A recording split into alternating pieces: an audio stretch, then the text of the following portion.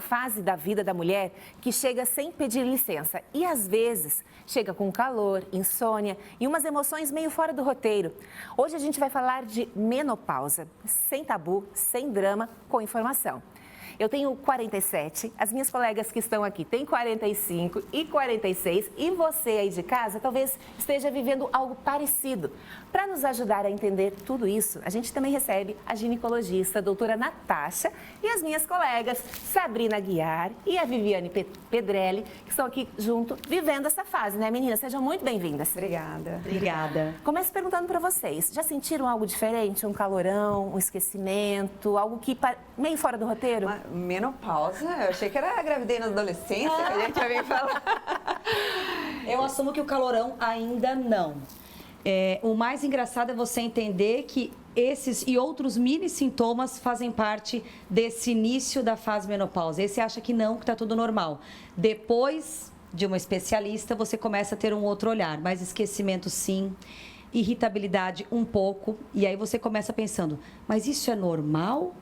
Ou é algo diferente? E aí, esse é o ponto principal, de a gente também não criar uma noia em relação a achar que tudo é desculpa para aquilo, mas ao mesmo tempo entender que aquilo tem algo alarmando para se olhar. Mas o calorão ainda não, que eu acho que é o que na menopausa, né, o processo até chegar lá é o que mais se fala, eu ainda não senti, mas já tive o acordar no meio da noite, a irritabilidade e o esquecimento, ó, que viu? Esqueci.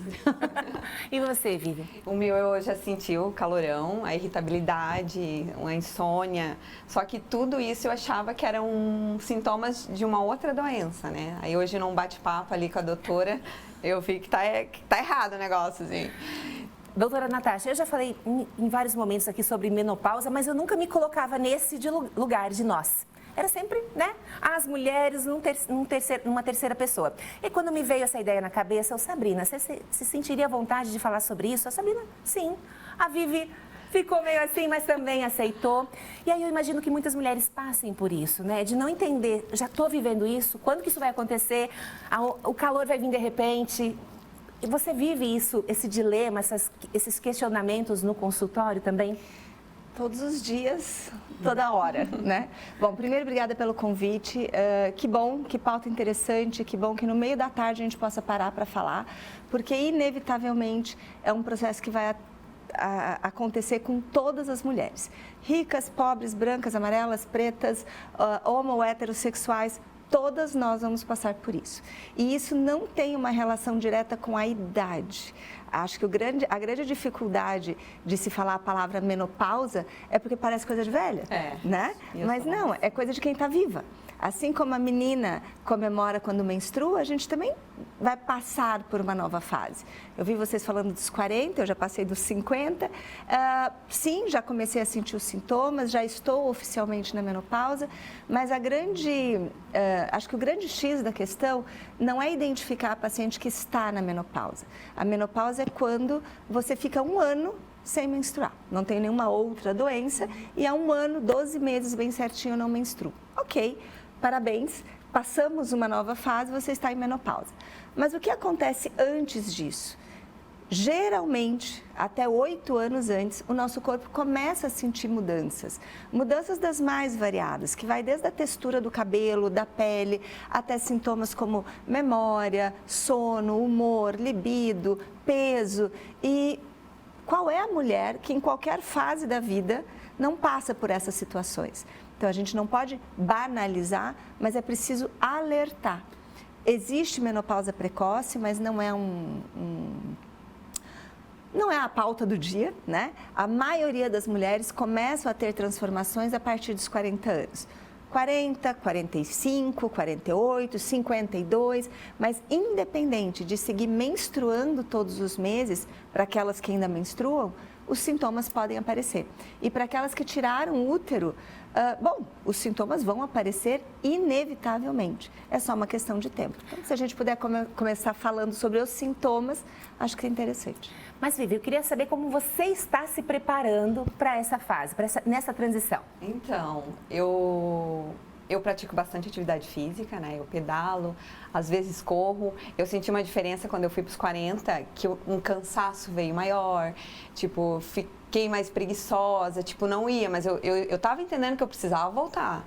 Então, devagarinho eu fui voltando, mas é uma energia que eu gasto, que daí durante o dia eu ocupo bastante a minha cabeça para a noite eu poder dormir, mas algumas vezes eu ainda acordo no meio da noite, assim, eu achava que era uma coisa, né, mas no final das contas a gente acaba passando assim, é uma preocupação, é isso, aquilo, é trabalho, é dívida, enfim, mas eu acho que eu não estava nessa transição. E hoje, na conversa com a doutora, eu vi que eu estou. E para você, Sabrina, esse start de, eu tenho que me preparar para isso, já veio?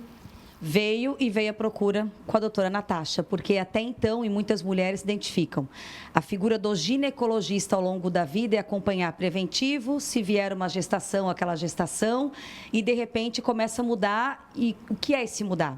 E eu venho, filha de uma geração que falava na menopausa só naqueles 50, se falasse, né? E falava do calorão e deu. A mulher seguia em silêncio e aquilo e pronto. E de câncer. E de câncer. E do hormônio, não, reposição hormonal, nem pensar. A gente está vivendo essa transição. Isso que a gente está fazendo agora. Quantas mulheres, né, passaram e gostaria de ter tido essa conversa? Por isso que, de forma aberta, quando você convidou, não, vamos falar sim. Isso não indica velhice, isso não indica rugas, isso não indica que estou me sentindo menos mulher por isso. Mas que eu estou sabendo me trabalhar. E a minha procura pela profissional foi o que abriu esse caminho para eu me entender e, nesse dia a dia, começar a me acompanhar. E qual tem sido as tuas principais mudanças? Alimentação, atividade física? A alimentação e atividade física. E eu tenho um desafio maior, que é um filho pós 40 anos, que me deixou ainda mais o desafio. Porque às vezes você está irritada e a criança de 4 anos está te chamando. E às vezes você está na preguiça, não quero ir. O Luquinha hoje tomou mais meu tempo. E aí meu marido ajuda muito, ele diz, não, vai para a academia que eu fico aqui. Entrar em tudo isso, porque se não tiver, gente, uma atividade física, a cabeça vai começar a pirar mesmo, vai alertar. E a alimentação, viu? Porque algo que me assusta muito vou falar, a gordura abdominal. E como a gente fica, meu Deus, é minha gordura abdominal? Não, aí a alimentação entra nessa também. Doutora, tem se falado muito no chip da beleza, na reposição hormonal, que são importantes, eu gostaria que você falasse sobre isso, mas nesses outros pilares, que todo médico que vem aqui, independente da especialidade, fala. Sono, alimentação e atividade física. E é muito difícil na nossa cultura incorporar isso, né? As jovens, né? A geração, a filha da Sabrina, a minha filha, o teu filho também. Todos, assim, já estão indo à academia. Antes a gente achava que 1 ou 2 vezes era, era até chique demais ir, né? Mas hoje se entende que isso faz parte da rotina. E eu queria saber se você encara essa resistência também das mulheres. Então, a rotina nos consome, ela nos engole, né? Eu costumo dizer que até os 40, o nosso corpo resiste a tudo. Tu pode ficar sem dormir, tu pode ficar sem exercício, tu pode comer mal, tem uma ou outra coisinha, mas o corpo reverte esse processo. Depois ele começa a cobrar seu preço. E a noite sem dormir começa a ficar cara. A gente acorda inchada, cansada, o humor fica pior, o exercício começa a doer as articulações, a barriga começa a aparecer, a mulher começa a ter muito mais desgaste articular, mais tendência à osteoporose, ou seja, o envelhecimento se manifesta. Envelhecimento não é só o número da certidão, envelhecimento é como eu trato o meu corpo. Todos os dias a desculpa é a falta de tempo. Na verdade, a gente precisa se reorganizar. Vou falar de ti, porque, né, me deu essa oportunidade. Sim. Mas uma das primeiras coisas que a gente mudou quando a Sabrina não foi medicação, foi hábito de vida. Porque existe uma fase, que é essa de transição que a gente está falando, que os teus hormônios ainda funcionam, você ainda está produtiva, mas o teu corpo começa a reagir diferente. Se nessa fase ajusta a alimentação, melhora a atividade física, e que bom que tu já faz atividade física, essa resistência é muito grande, e ajusta principalmente a rotina de sono. Por que uma criança precisa ter rotina de sono? Porque ela precisa desenvolver, crescer, a parte cognitiva. Nós também precisamos dessa rotina. E foi uma das primeiras coisas que a doutora falou, e como é que tá o sono? Não, tá bem, doutora, mas tu nunca acorda de madrugada? E eu sempre fui boa de sono, em 2 segundos eu tô dormindo. Olha, mas acordo de madrugada. Umas 2 e pouco? É uma vontade de fazer rápido. Como é que sabe? E ela, então, já é um sinal. Já é um sinal. A gente despertares noturnos, dificuldades de voltar a dormir, um sono não reparador. Então, quando a gente começa, e essa é a principal dica, independente de tratamento, se eu começar a observar as mudanças do meu corpo e, de fato, melhorar a rotina, isso diminui em número de sintomas e intensidade de sintomas. Então, nessa primeira fase da transição, uma rotina bem estabelecida, por si só, já melhora muito a qualidade de vida. Gente, eu sabia que ia ser pouco tempo, né? Pouquíssimo tempo. Tô triste já de dizer que está esgotando. Chegaram várias participações, a produção vai separou e vai colocar aqui na tela para a gente dar uma olhada.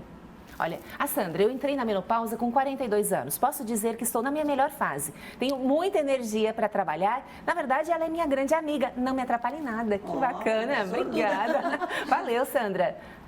A Glauci, tenho 48 anos, estou na menopausa há 2 anos. Tive câncer de mama e não posso fazer a reposição hormonal. Então, convivo com o calorão, que é horrível no verão e mesmo no inverno sinto também. Deixa eu falar. Claro. Glauci, parabéns que essa pergunta reverbere para muita gente. Ninguém, em nenhuma situação, é obrigada a conviver com os sintomas da menopausa.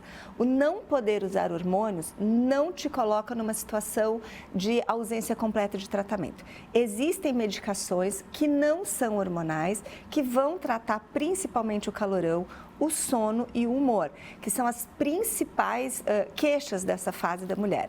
O ressecamento vaginal também pode ser tratado de maneira não hormonal. Então, assim, não assuma isso como um diagnóstico final. A menopausa, mesmo para quem teve câncer, pode e deve ser tratada. Óbvio, sem hormônios, sim, mas você não está predestinada ad eterno a ficar ruim. Existe tratamento. Próxima. A Marli Miranda do Fátima, boa tarde, Keltrin. A minha menopausa foi muito precoce aos 33 anos. Será que tem a ver? Pois em mim deu hepatite. Graças a Deus estou normal, já estou há 22 anos, o que não me deu tempo de ser mãe. Mas não sou triste por isso, levo tudo numa boa. Querida, obrigada por mandar essa mensagem. Marli, existe menopausa precoce, ela acomete 1% da população, então isso são milhares de pessoas. A gente considera a menopausa precoce a que acontece abaixo dos 40 anos, então é muito comum falar assim, mas eu sou muito jovem, tenho 43, 41. Olha, é a idade, mas abaixo dos 40 realmente é considerado precoce e isso tem outras consequências, como, por exemplo, osteoporose, maior risco de infarto, de AVC, de demência. Então, quanto mais precoce essa menopausa, mais importante entrar com tratamento. E isso pode ser genético. Doutora, bem rapidinho. Mulheres acima dos 40 que estão usando canetas emagrecedoras e acham, não vou engravidar, tem risco? Qualquer mulher, independente da idade, que estiver fazendo uso de contracepção oral, tem risco aumentado de gravidez em uso de caneta emagrecedora, porque ela altera a absorção do trato gastrointestinal. E eu teria muitas outras perguntas, eu tenho certeza que as meninas também, mas eu quero muito agradecer, tá? A presença, a disponibilidade. Obrigada. E que a gente possa fazer isso mais vezes aqui no programa. Sem dúvida. Obrigada.